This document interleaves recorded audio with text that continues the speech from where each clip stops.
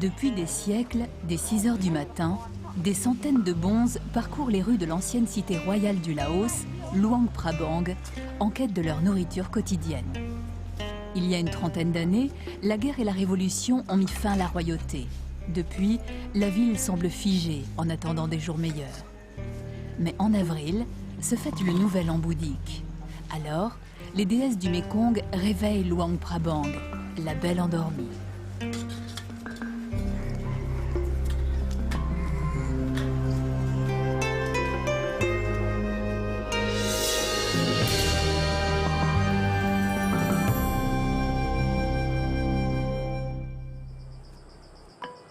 Selon la légende, la ville fut fondée par des religieux.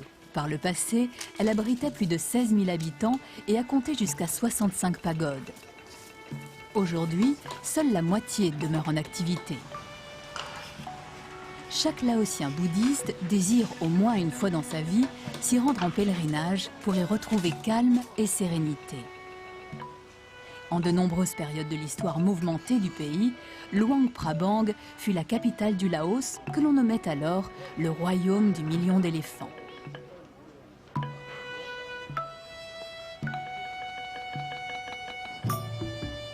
En 1975, la révolution communiste renverse le régime. Le dernier roi est exilé dans le nord du pays, où il décède mystérieusement. Aujourd'hui, le palais royal est devenu un musée et les éléphants ont pratiquement disparu.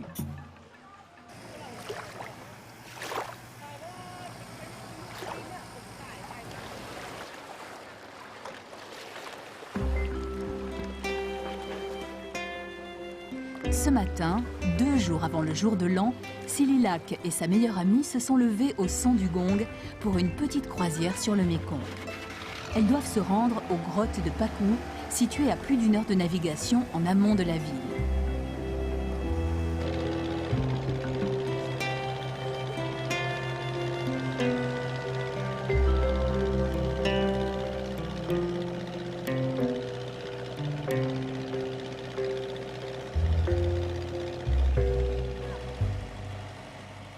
Jadis, en ces grottes qui surplombent le fleuve, était célébré le culte des serpents sacrés, protecteurs de la ville.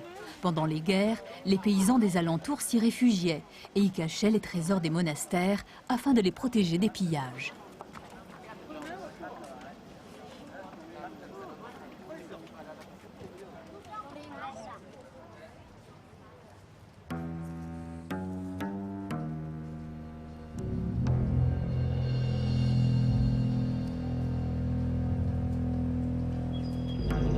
Ces grottes sombres sont devenues un lieu de pèlerinage. Les fidèles y déposent des sculptures du Bouddha qui, par milliers, s'entassent telles des stalagmites.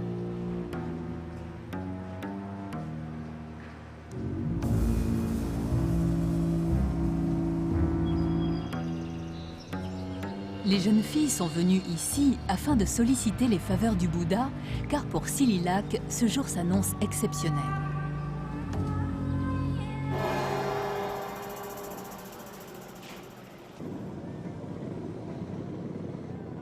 Luang Prabang est une sorte d'oasis au cœur de montagne où vivent de nombreuses ethnies. Le Laos en compte plus de 60. La journée, Hmong, Kamu ou Thaï Dam descendent en ville vendre leurs productions artisanales.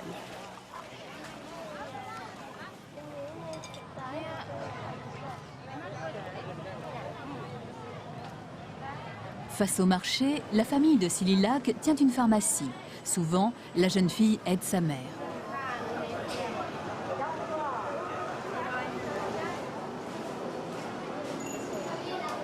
Les montagnards viennent demander des conseils pour se soigner, mais il est difficile de se comprendre quand on ne parle pas la même langue.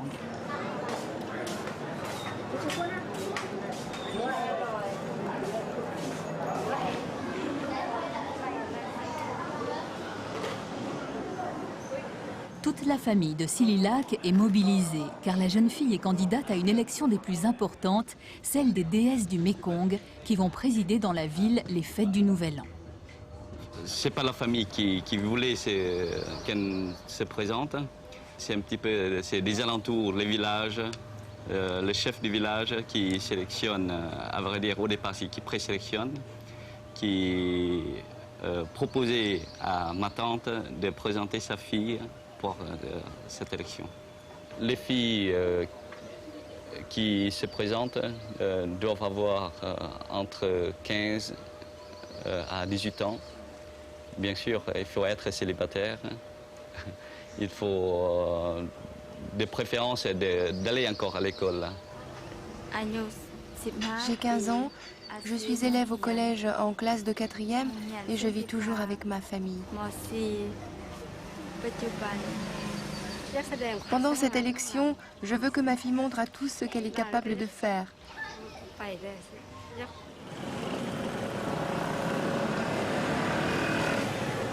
En fin de journée, il y a foule chez certains coiffeurs de la ville. Au départ, elles étaient plus de 60 candidates à se présenter à l'élection des déesses du Mékong.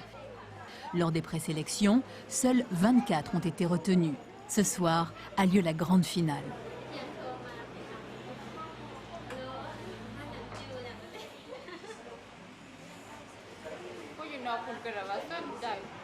Touche par touche, les jeunes filles rentrent dans la peau de leur personnage.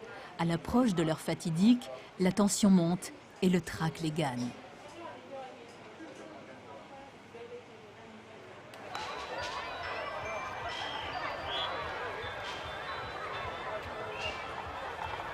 Vers 20 h, le tout Luang Prabang se retrouve au théâtre de plein air.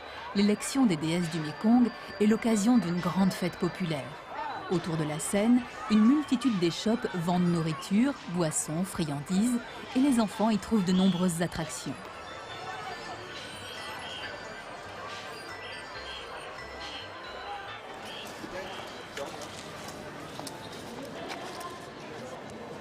Venant de tous les quartiers de la ville et des villages environnants, les prétendantes arrivent. Sililak, la petite pharmacienne, très intimidée, porte le numéro 33. Pour la première fois, les 24 candidates vont défiler sur scène devant des milliers de spectateurs. Seules 7 d'entre elles seront élues déesses de l'année.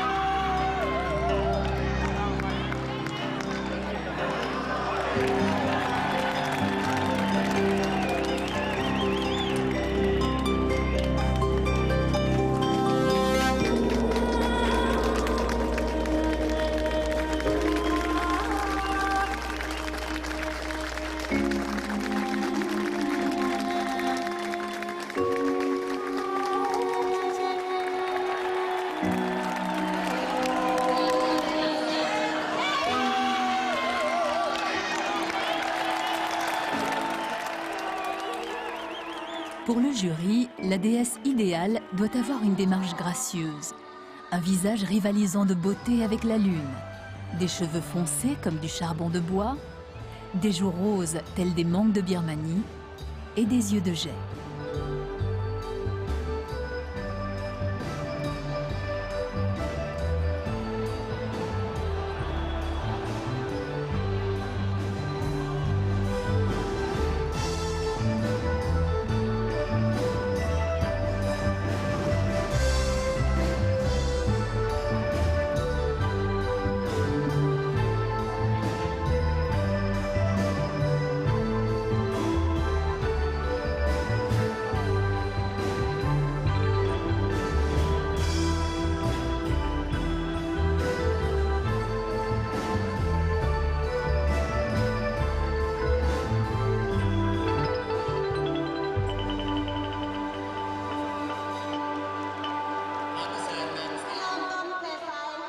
Après les épreuves de présentation, arrive l'heure tant redoutée des questions tirées au sort.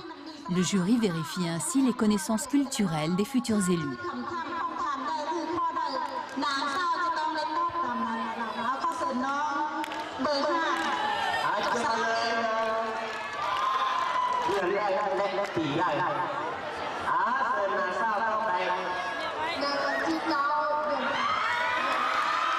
Certaines s'en tirent mieux que d'autres, et c'est ce qui va départager les candidates.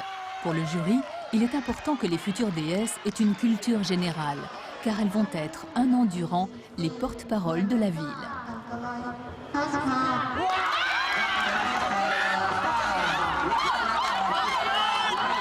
La compétition est longue, animée et très bruyante. 8 heures épuisantes de sélections successives et de délibérations qui n'en finissent pas. Le choix est difficile.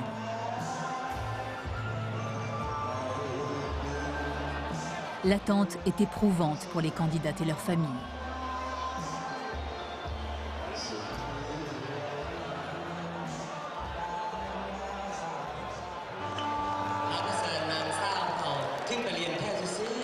Enfin, vers 4 heures du matin, le président du jury proclame les résultats.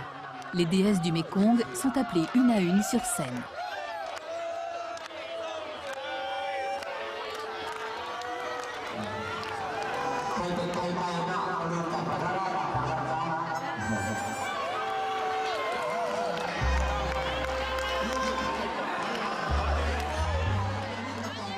Sililak peut enfin souffler. Elle est parmi les 7 élus.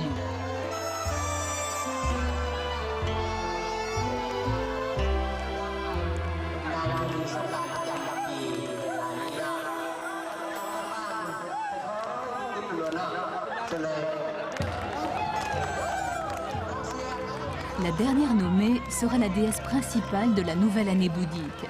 C'est la candidate numéro 16. Elle a 18 ans et s'appelle Duang. Pour les autres, c'est la fin d'un rêve.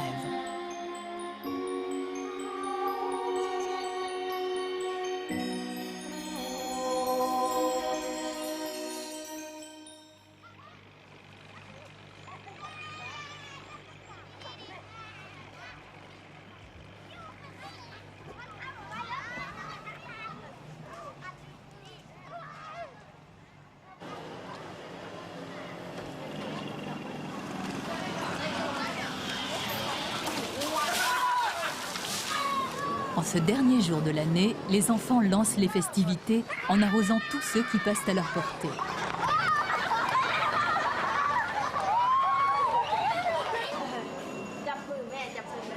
À la pharmacie, les amis et la famille, grand-mère en tête, félicitent Sililak.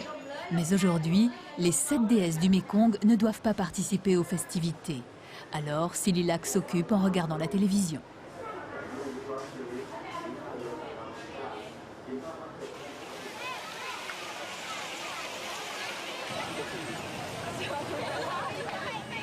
Pendant ce temps, tous les citadins se retrouvent au marché. Ils viennent y acheter ce dont ils ont besoin pour faire la fête. En particulier, des banderoles portant les signes du zodiaque chargés des secrets de l'année à venir. Ils s'y procurent aussi des milliers de petits oiseaux capturés pour l'occasion.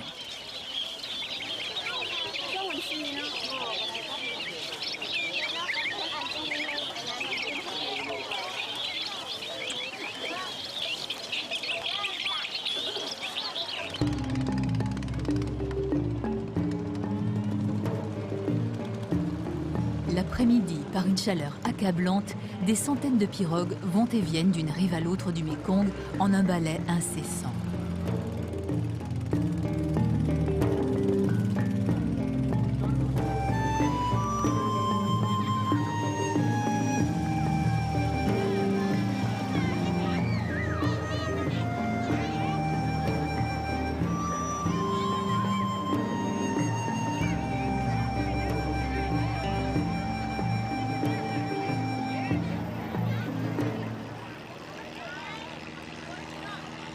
Toute la ville se retrouve sur la rive droite. En cette fin de saison sèche, le fleuve est au plus bas et les bancs de sable à fleurs.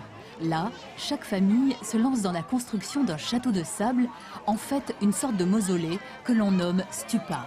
La tradition veut que chaque grain de sable déposé purifie d'une faute.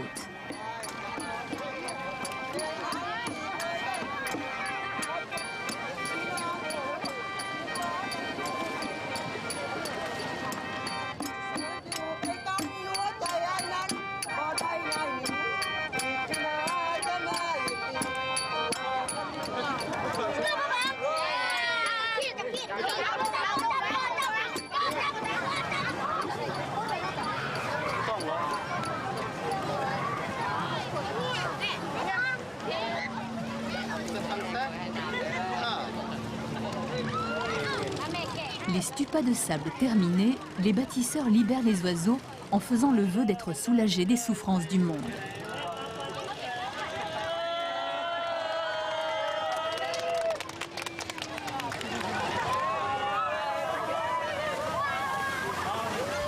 Puis plongeant dans le Mékong, tous se souhaitent la bonne année en s'aspergeant d'eau, symbole de pureté et de renaissance.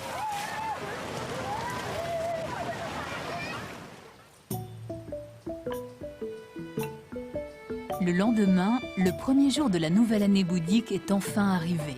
La trentaine de pagodes disséminées dans la ville, dont les plus vieilles datent du XVIe siècle, ont valu à Luang Prabang d'être classées patrimoine mondial par l'UNESCO. Les moines apportent un soin méticuleux à l'entretien des somptueuses décorations des édifices et ont ainsi permis de préserver à travers les siècles cet héritage du passé.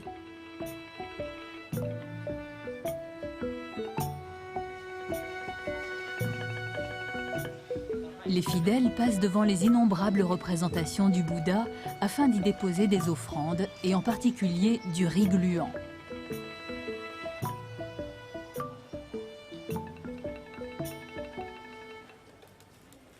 Le nouvel an laotien, appelé Pimay, est l'occasion de tout nettoyer et de tout purifier, notamment les habitations et les temples. Sous la royauté, le Pimay était une grande fête religieuse. Après l'instauration de la République populaire du Laos, il devint un carnaval populaire. Pendant cette période, les bonzes ne furent pas persécutés, mais leur nombre chuta fortement, la population n'ayant plus les moyens de les entretenir. Aujourd'hui, avec l'assouplissement de la doctrine politique et l'amélioration de l'économie, les bonzes sont de nouveau en nombre et le vénérable de la pagode peut raviver la tradition. Ici, vous êtes dans la plus grande pagode de la ville, le Wat Khientong. Elle fut construite par un roi il y a 437 ans. Le Wat Khientong est la pagode royale. Les autres temples sont populaires.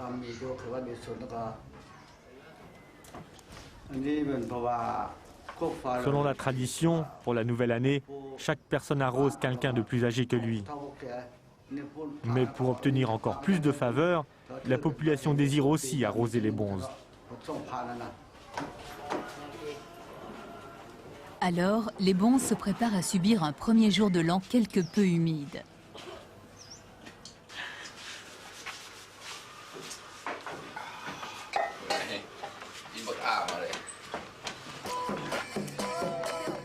Dehors, la foule venue de tout le pays arrive.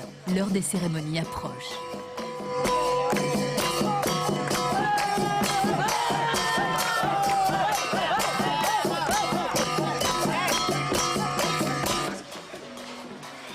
Trois jeunes hommes enfilent les masques de Pouneux, de Naneux et du lion.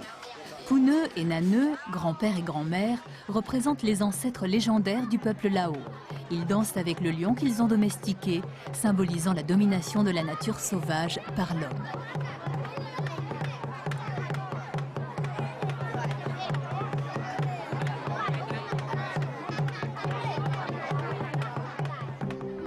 Pendant ce temps, Duang, la déesse principale, se prépare. Son père rayonne de joie. Je suis très fier que ma fille ait gagné. Je ne m'y attendais pas du tout. Maintenant que j'ai été choisie, je vais m'efforcer de préserver les traditions culturelles du Laos et plus particulièrement celles de Luang Prabang, et cela le plus longtemps possible.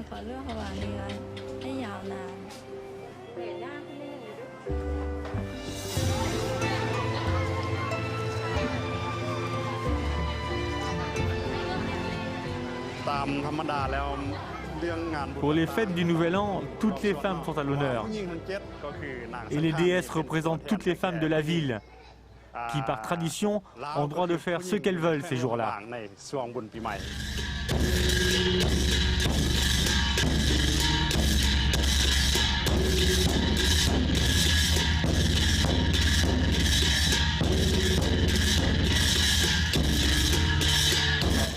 Par le passé, chaque jour avait sa procession, celle du roi, puis celle des notables à dos d'éléphant, puis celle des bonzes dans leurs palanquins portés par des hommes. Aujourd'hui, révolution populaire oblige, les camions ont remplacé les porteurs humains et tout le monde défile dans le même cortège.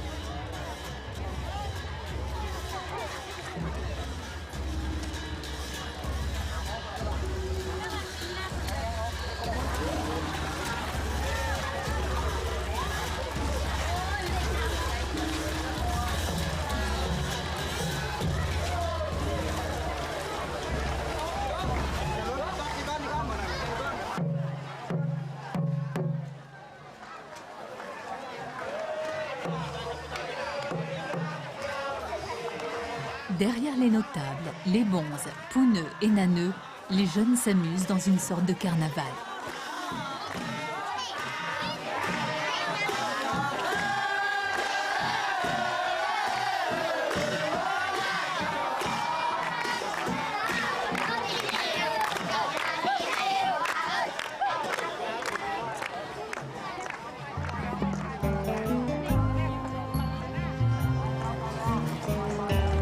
En fin de cortège, toutes les jeunes filles de la ville, en costume d'apparat, défilent.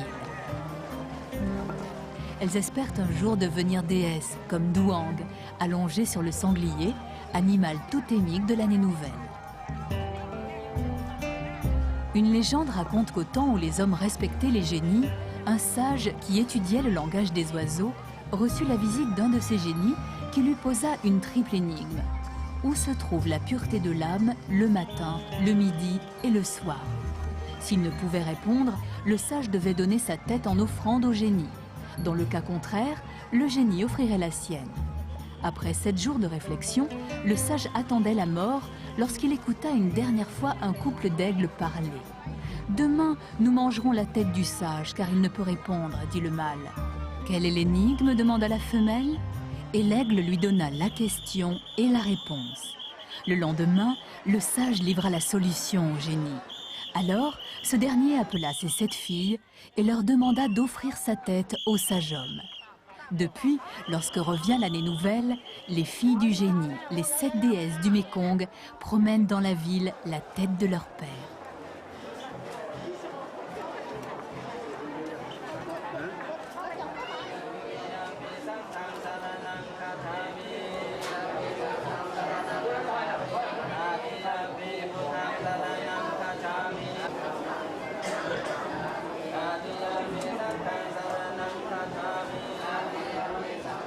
Dans la pagode royale, les prières incitent la tête vénérée du Père à procurer à tous pluie et abondance pour la nouvelle année.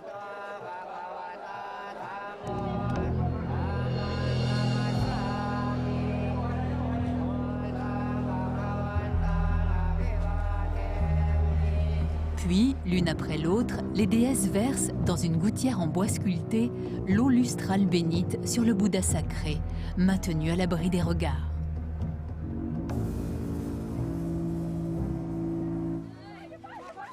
L'année durant, les déesses du Mékong présideront toutes les fêtes de Luang Prabang.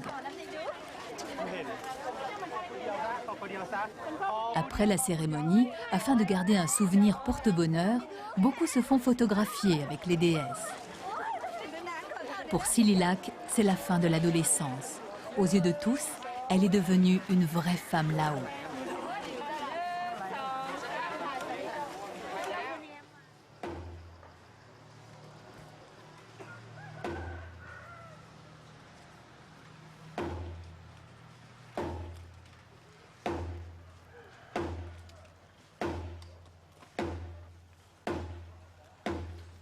Aujourd'hui, le calme est revenu. Dès l'aube, dans les rues de la ville, les bonzes reçoivent leur nourriture quotidienne des mains de la population. Autant de mérites acquis par chaque fidèle pour atteindre le nirvana.